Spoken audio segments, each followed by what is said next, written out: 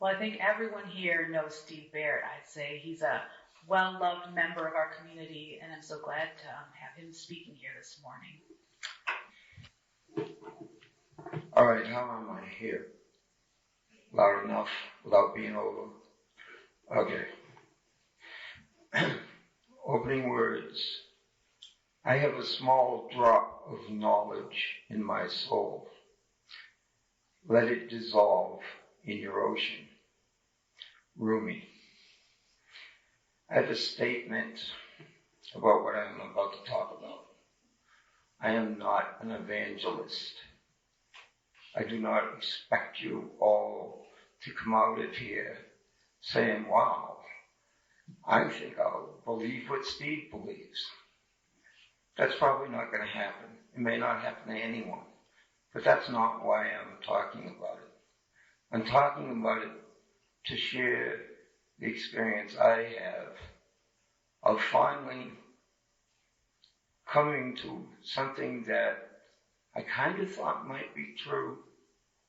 And for me, it has become a truth through my recent reading of 4 different books, one of which was The Divine Matrix, which is way too complicated to try to whittle down for one talk. But right now, I'd like to introduce you to Anita Morjani. She was born in Singapore of Indian parents, moved to Hong Kong at the age of 2, and has lived in Hong Kong most of her life. Because of her background and British education, she is bilingual and grew up speaking English, Cantonese, and an Indian dialect simultaneously. She later learned French at school. Anita has been working in the corporate world for many years before being diagnosed with cancer on April 2002. The book is about Anita. It's also by Anita. So you can kind of understand.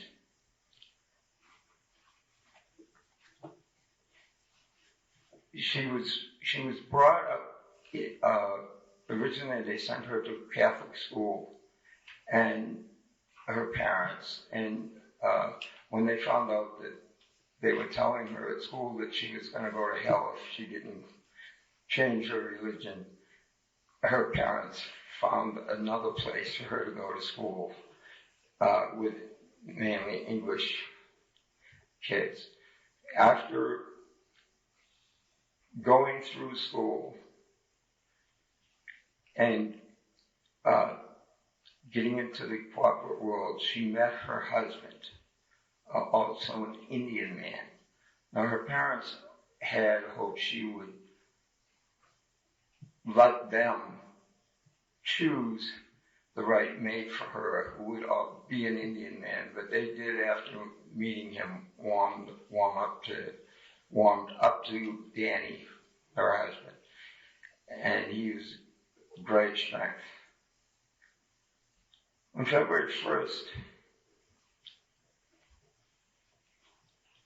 excuse me,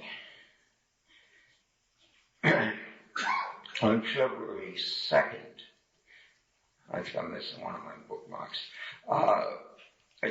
2002, that was April 26th, 2002. She was first diagnosed with lymphoma. She spent some time in India with a guru trying to help her that way, and it did for a while help her, but she had to go back to Hong Kong at some point. And so when she did, her body began to deteriorate, thank you, into the point where she woke up on February the 2nd, 2006, this is 4 years later, almost. She could not open her eyes, lymphoma had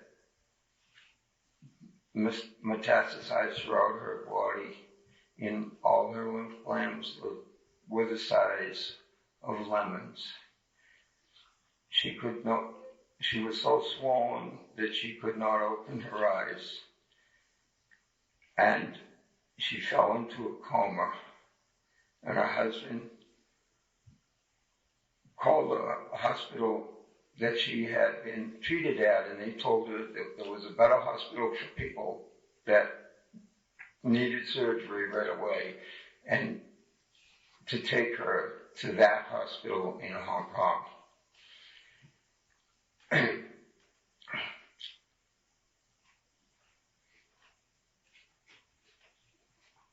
The moment the oncologist saw me, now she's in a coma at the time, but she heard and saw, even though her eyes were closed, everything that went on. The moment the oncologist saw me, her face filled with shock. Your wife's heart may still be beating, she told Danny, but she's not really in there. It's too late to save her. Because of the gravity of the situation, the doctor immediately called another senior oncologist to back her up. In this near-death state, I was more accurately aware of all that was going on than I'd ever been in a normal physical state.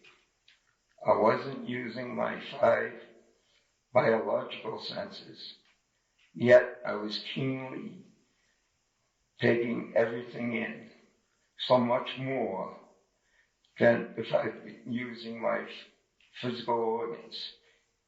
It was as though another completely different type of perception kicked in. And more than just perceive, I seemed to also encompass everything that was happening, as though I was slowly merging with it all.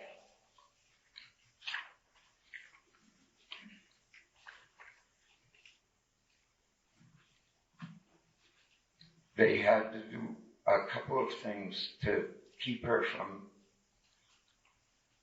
choking to death, and they had to tap her lungs. And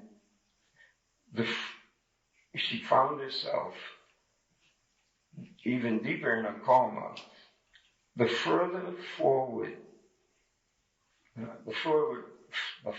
outward I expanded, the less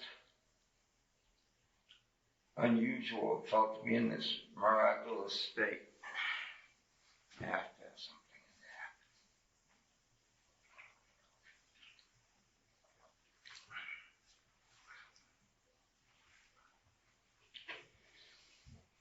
in there. In fact, I had no awareness of being out of the ordinary. It all seemed perfectly natural to me at the time. I continued to be fully aware of every detail of every procedure that was being administered to me. While to the outside world, I appeared to be in a coma.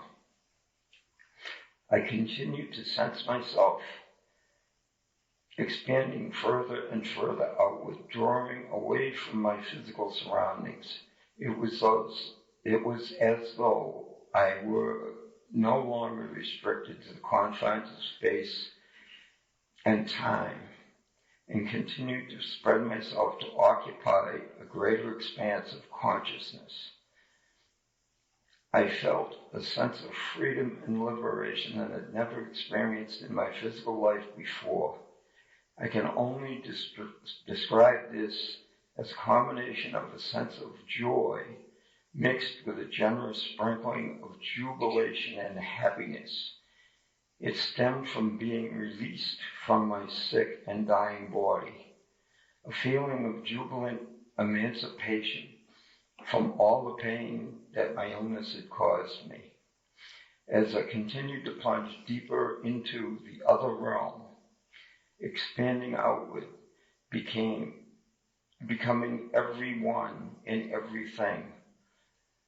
I felt all my emotional attachments to my loved ones and my surroundings slowly fall away.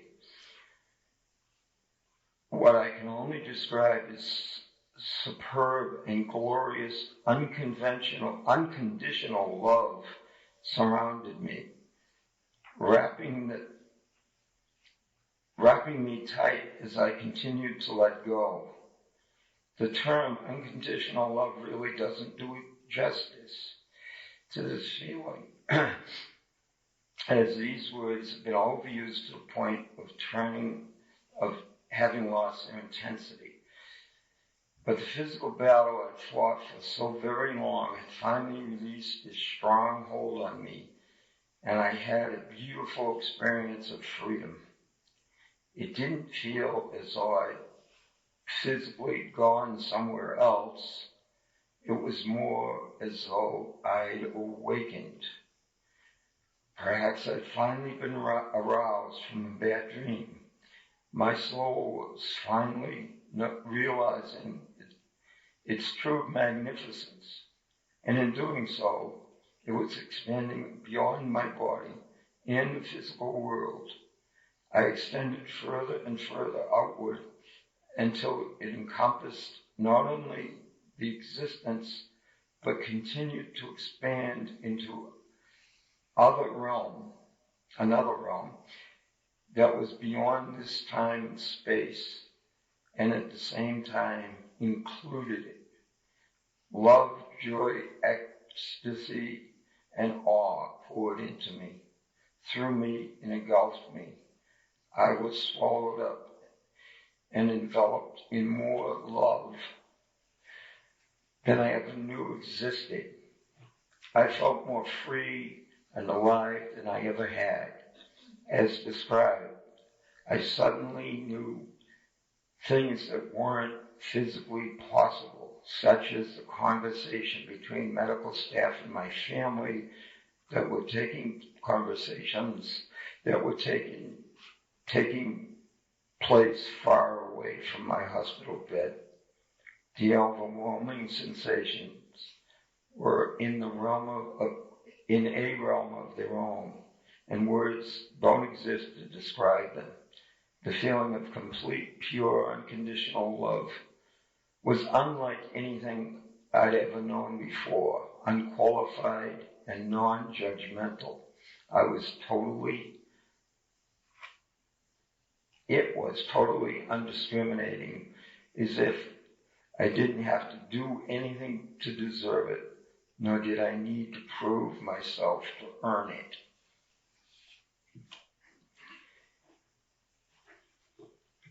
By the way, some of these people that were doing things to her she had never seen. And even though she was in a coma at the time, later on, she recognized who they were, and they couldn't figure out how that happened. Although I was no longer using my five senses, I had unlimited perception, as if a new sense had become available, one that was more heightened than any of our usual faculties. I had 360-degree peripheral vision with total awareness of my surroundings, and as amazing as it sounds, it still felt almost normal. Being in a body now felt confining. Why do I suddenly understand all this? I wanted to know. Who's giving me this information? Is it God, Krishna, Buddha, Jesus? And then I was overwhelmed by the realization that God isn't a being, but a state of being. And I was now that state of being. In that state of clarity, I also realized I'm not who I always thought I was.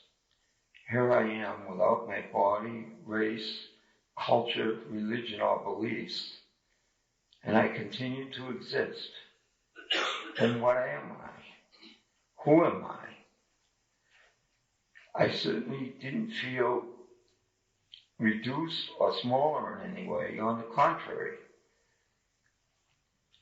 I certainly don't feel, I haven't ever been this huge, this powerful, or this all-encompassing. I've never felt this way. There I was without my body or any of my physical traits, yet my pure essence continued to exist, and it was not a reduced element of my whole self. In fact, I felt greater and more intense and expansive than my physical being. Magnificent, in fact. I felt eternal. I felt as if I've always existed and always would throughout, without beginning or end. I was filled with the knowledge that I was simply magnificent.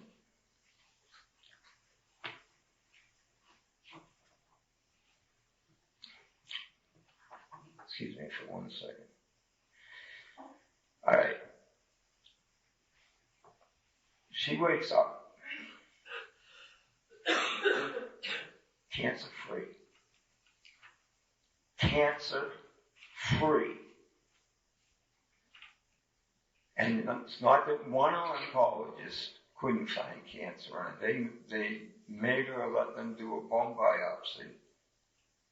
It was negative. She had no cancer in her body.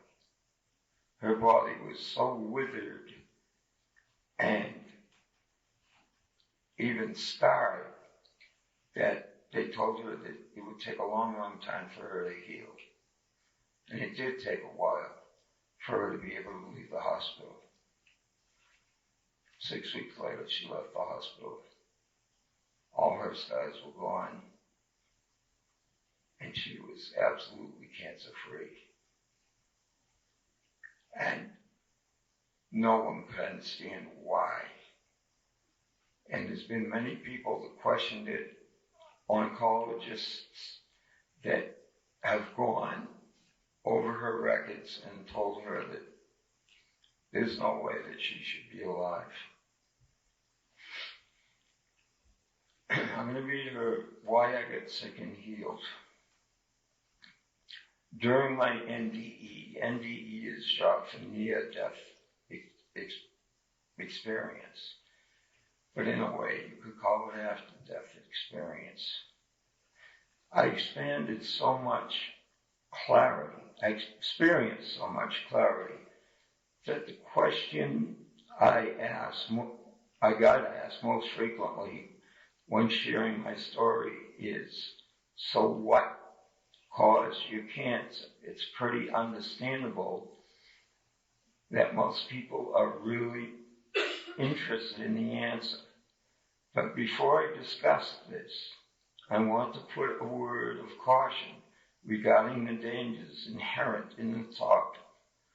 One of the hazards is that what I say can come across as sounding as though those who don't recover or those that still have cancer and other illnesses are in some way less than those who are healed. This is just not true. It also can be frustrating if what I say sounds simplistic, especially when you or someone you know is suffering. This is one of the first problems with language. Sometimes words can cause more harm than good. I want to emphasize that anyone who still has cancer and who didn't heal is a completely magnificent person. Their reasons for their illness lie in their personal journey and are probably related to their individual purpose.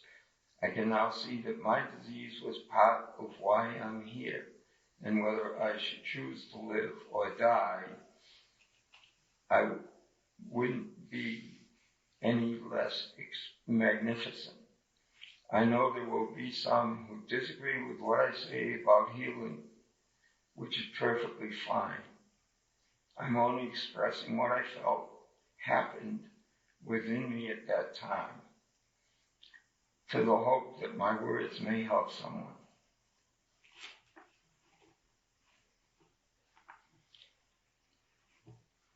Well, a couple of things that I didn't mention were that she, when she was in this other realm, she saw relatives. She did not see them, but she felt the presence and the words of others that had passed, like her father and a good friend of hers, others that had passed before her.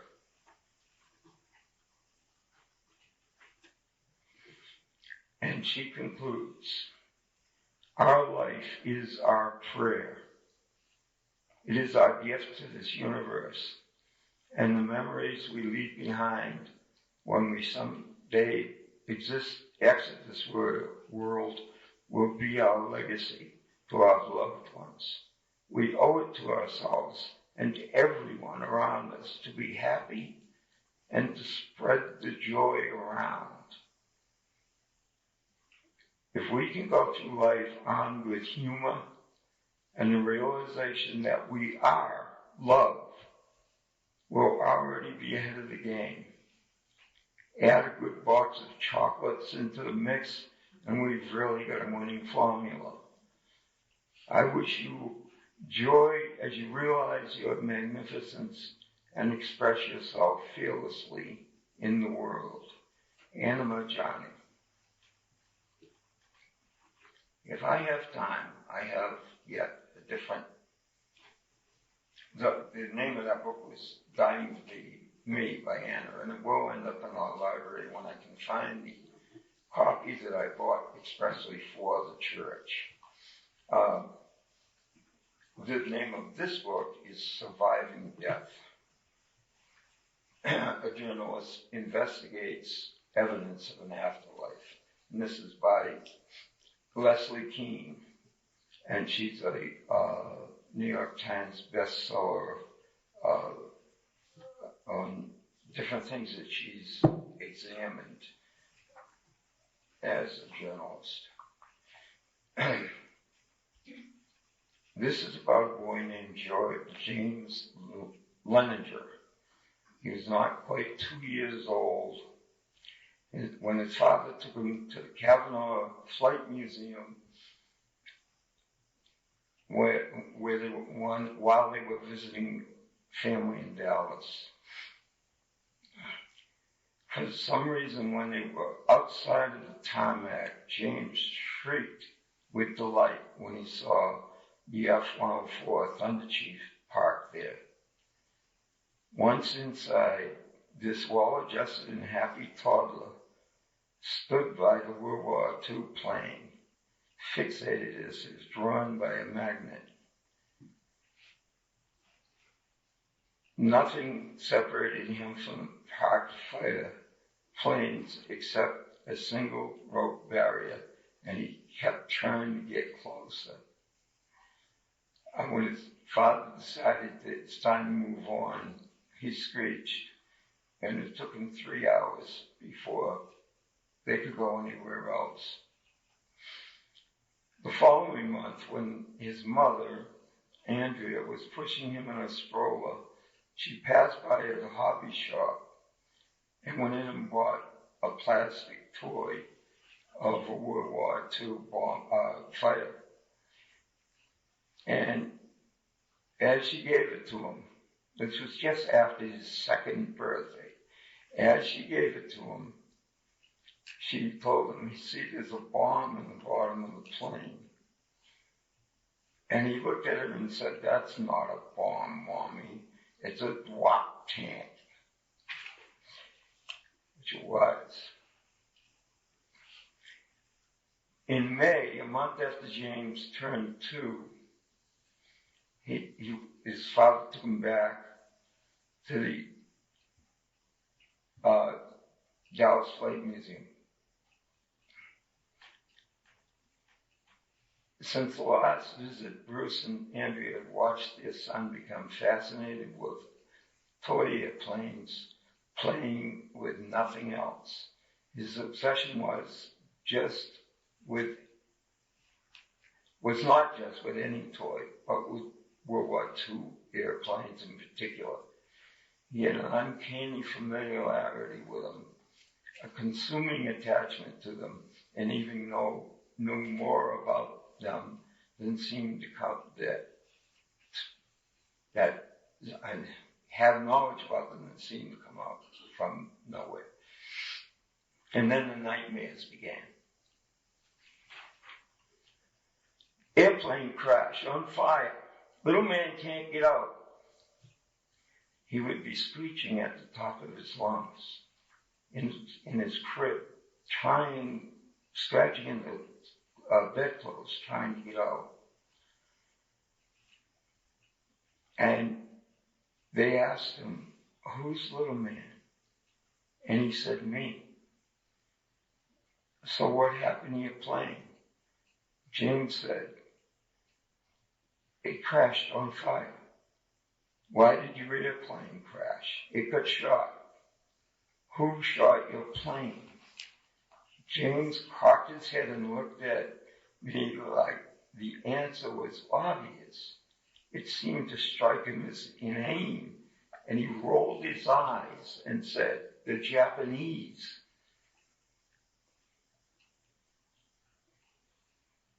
He was just two. I felt the air being sucked out of him. It was like the air was sucked out of the room.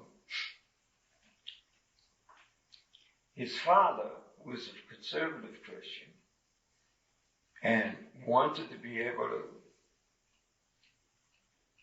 deal with this and convince him that what he was going through had nothing to do with a past life. I was convinced that I somehow had to trap James to find the cracks and flaws in his story. I wanted something hard on paper, providing proof that this was some kind of fantasy.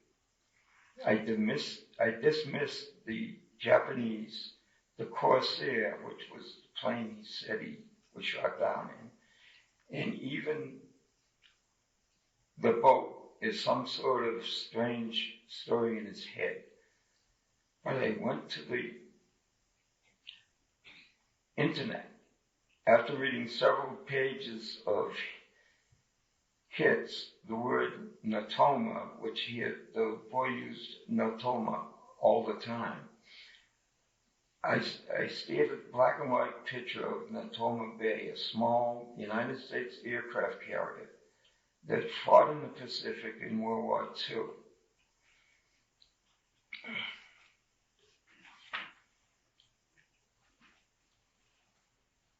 In the spring of 2001, James began to furiously draw pictures of his nightmares, scores of them.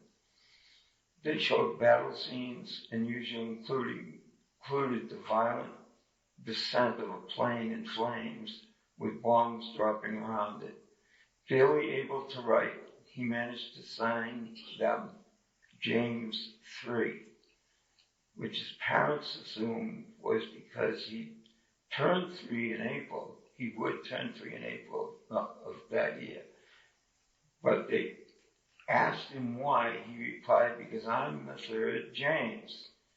And he continued hundreds of drawings and signed many of them James 3. In September of 2002, Bruce, his father, took the step of attending a Natoma Bay reunion in San Diego, California, expecting to find some answers here. If they supported James' statements, then he would be forced to confront this head-on and would no longer be able to live in denial. It was like jumping off a cliff and testing his faith even further. What happened there marked the point of no return. When he arrived at the reunion, Bruce asked the Natoma historian John DeWitt about an Otoma Bay pilot named Jack Larson. Now, James had used the name James Houston as himself, but he often referred to his friend Jack Larson. DeWitt pulled out the current association roster, and there was his name. Incredible. He was alive. Bruce had spent 2 years searching for a dead Jack Larson who did not exist, and now he was suddenly fully alive, living in Arkansas. Bruce also obtained a list of 21 casualties from the Natoma Bay, 20 of them from 3 squadrons and 1 from the ship's company. At that moment, he saw something powerful that permanently changed his life. On the list was the name James M. Houston, Jr., which would make James the third. Houston was killed March 3rd, 1945, during the Battle of Iwo Jima, while attacking the island of Jima, about 150 miles from Iwo. In fact, although the details of death were not provided, James Houston had been the only airman killed during the Battle of Iwo Jima, and the location that his son James had pointed to in the book. They had given him a book about the Natoma Bay aircraft carrier. A few weeks later, he visited, this is his father, Jack Larson and his wife Dorothy at their home in Springdale, Arkansas. Jack pulled out his flight logbook and showed Bruce that he had been on a mission to strike Jima on March 3rd, 1945. It was only when he returned that he learned James Houston was missing. No one saw him go down because he was at the end of the fighter formation. It was a terrifying battle for these young men, flying solo in small, vulnerable planes, roaring through dense anti-aircraft fire and thick clouds of black smoke. Some of them screamed all the way through the attack. Some lost bladder control. Some squeezed the joystick so hard they almost broke it off in their hand, and some died, Jack told him. In April of 2004, James was on a show that was being taped, an ABC show called The Case of, in a segment prior to October. And the following September, James took Andrea to the Natoma Bay reunion. I blew it on the name of the show. I don't know what it was, but it was never released anyway.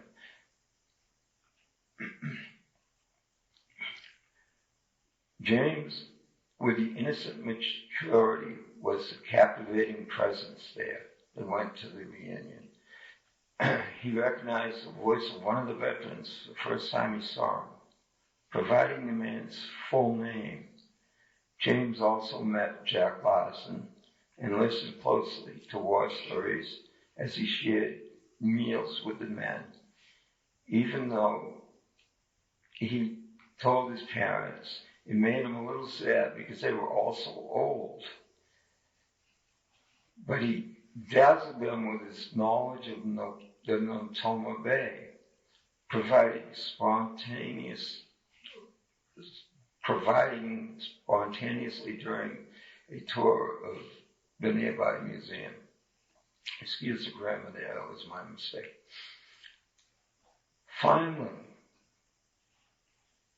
they found that James Houston, who had been shot down, had a sister, Ann Barrett, who was still alive. She was 84. And they got in touch with her And she sent James a painting of her brother that was done by their mother who painted. And James said to her, "But Annie, where's the one of you?" And Annie had never told anyone that her mother had done a painting of her. And it was up in her attic. Also, only one person ever called her Annie, and that was her brother James.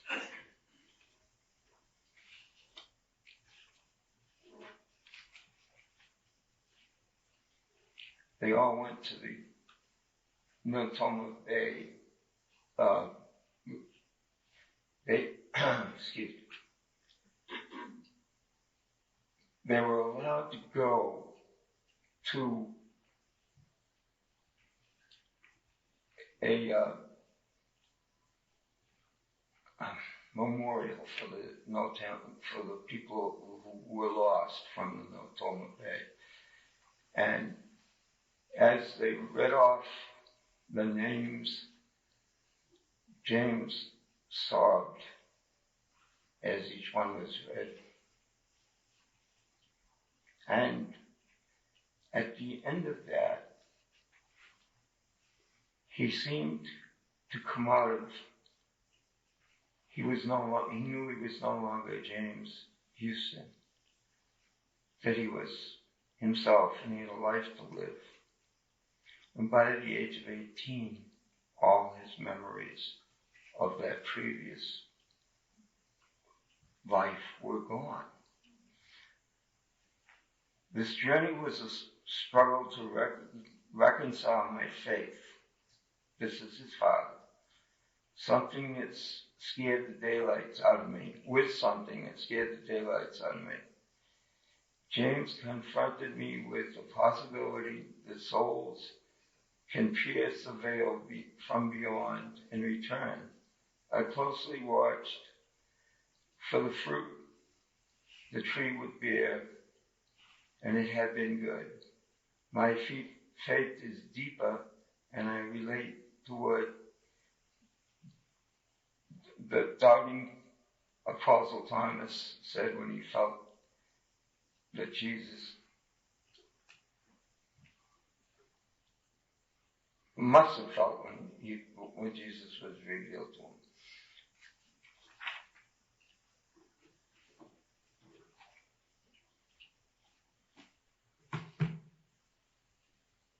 I don't necessarily. I believe what happened to James, and I believe definitely what happened to Anita. But I don't necessarily, they're not necessarily the same type of thing. This is what I believe. From the books I've read, including these two, I believe that the universe is conscious. It made itself. It made us. We are all stardust, and we are all love. And I'm happy believing that. And I know it's tempting to think of me as a man who's in his mid-70s and wants to grasp onto something that gives him an idea he will live on. But that isn't the case with me. I never cared. But I believe what I believe now. I'm not telling you you should believe it. I'm happy if it's just me. Diane believes it too, I think, right? Yeah. And I wouldn't have minded if she said no. But Anita Marjani absolutely positively changed the way I feel about an afterlife. I'm done here except for a comment.